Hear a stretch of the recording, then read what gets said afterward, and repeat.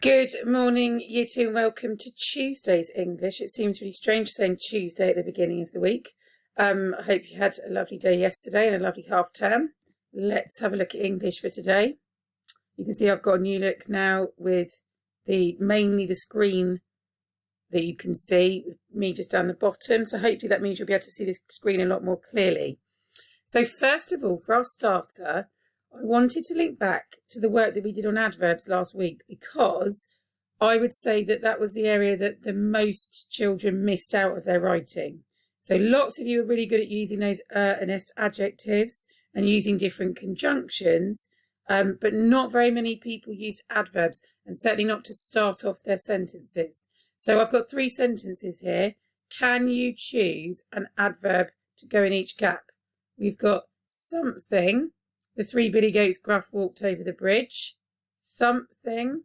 The gingerbread man ran away from the house. And something. The 3 bears shouted at Goldilocks. So let's start off by thinking about the verbs in those sentences. What's the verb in this first sentence? The billy goats gruff walked over the bridge. What are they doing? I don't know if you said walked.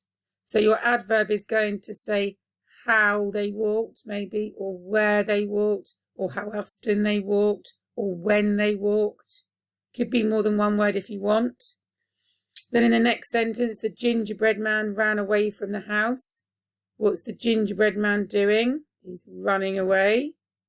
How did he run away? Where did he run away? When did he run away? And then finally, the 3 bears shouted at Goldilocks.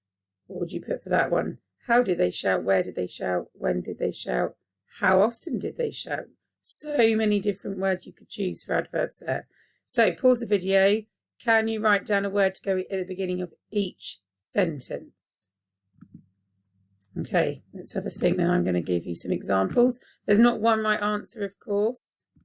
Lots and lots of different answers you could have. So how did the... Oh, I'm going to use a how one, I think this one.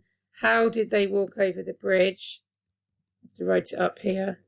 Do it in purple for an adverb. Nervously. Nervously. The 3 billy goats gruff walked over the bridge. If you want to be extra impressive, you can separate your adverb with a comma. Okay, the gingerbread man ran away from the house. Oh, I'm going to go for...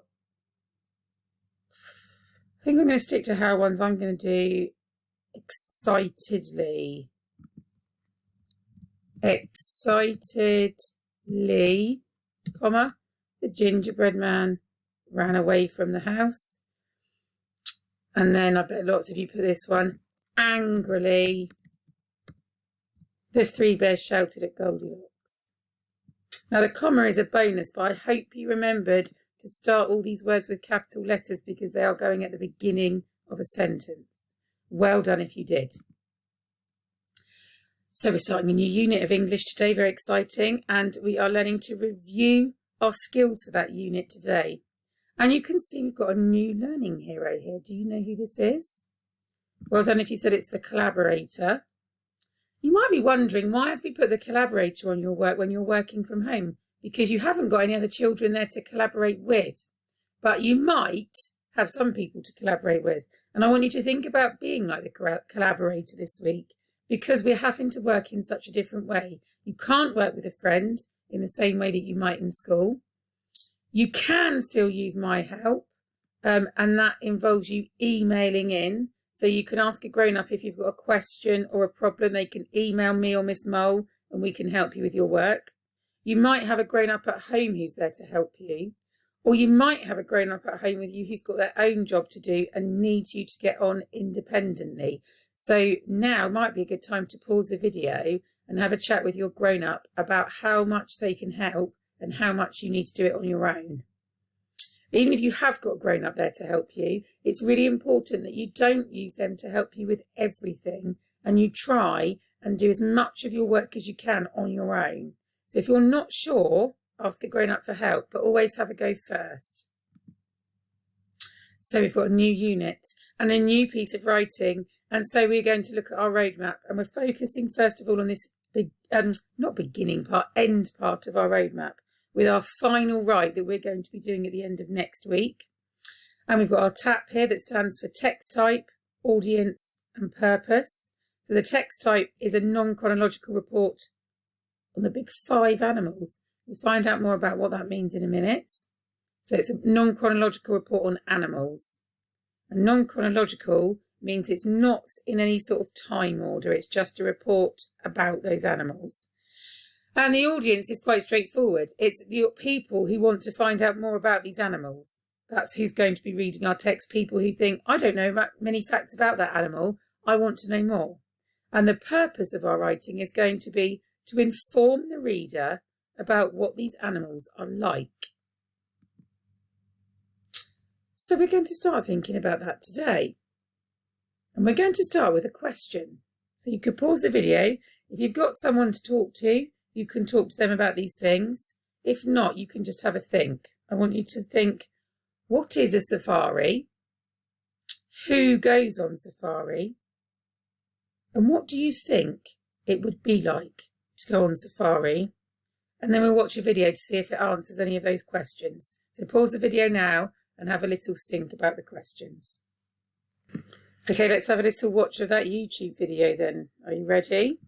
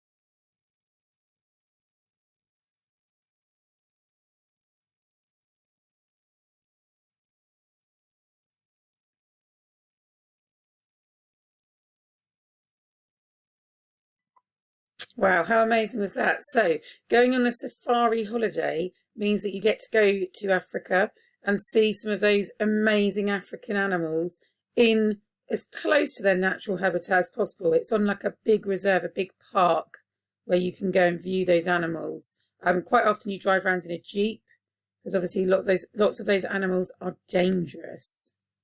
Now, when people go to Africa, there are some top animals. Move me out of the way a minute.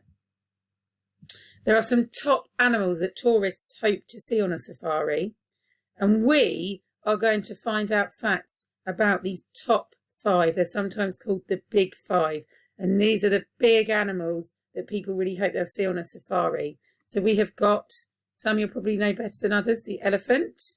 There's 2 types of elephants, African elephants and Indian elephants. This is obviously an African elephant. We've got black and white rhino, a leopard, a lion, and a Cape buffalo. So we're going to be writing about some of these 5 animals. So before we can write about them, we need to find out some interesting facts about them.